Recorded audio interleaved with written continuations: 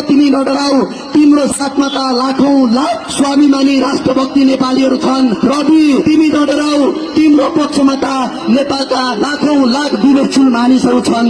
रवि तिमी नडराऊ, जब विदेशको काल कोठरीमा नेपाल फर्किन पाउँछु कि पाउँदिन भनेर दुरु आँसु बगाएका चेलीहरूलाई तिमीले उद्धार गरेर नेपाल देश फर्काएका छन्।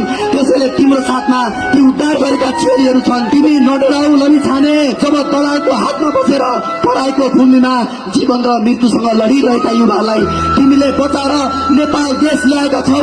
त्यसैले तिम्रो साथमा ती युवाहरू छन्। त्यसैले नडराऊ लमिछाने। रवि लमिछाने तिमी नडराऊ, जब अस्पतालमा डाक्टरहरूबाट बिरामी ठगिन्थे तिमी त्यो बिरामीको उद्धार गर्न जान्थ्यौ। त्यसैले ती उद्धार गरेका बिरामी तिम्रो साथमा छन्। तिमी नडराऊ लमिछाने। रवि लमिछाने तिमी नडराऊ, जब स्कुलहरूले महँगो शुल्क तिरेर विद्यार्थीहरूलाई ठग्ने काम गर्थ्यो तिमी त्यो विद्यार्थीको पक्षमा उद्धार गर्न पुग्थे।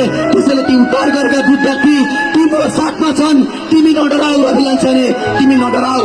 रवि लामिछाने तिमी नडराऊ।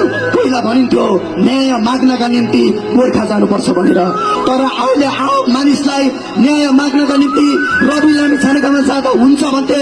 त्यसैले तिमीले लाखौं लाख नेपालीहरूलाई न्याय दिएका छौ। त्यसैले ती न्याय पाएका लाखौं नेपालीहरू तिम्रो साथमा छन्। त्यसैले तिमी नडराऊ। जब देशमा महँगी बढ्थ्यो, जब देशमा भ्रष्टाचार बढ्थ्यो, जब देशमा अनियमितता बढ्थ्यो, जब देशमा संकट पर्थ्यो, तब तिमी एउटा खम्बा भएर नेपाल देशको शेर भएर उठ्थ्यौ।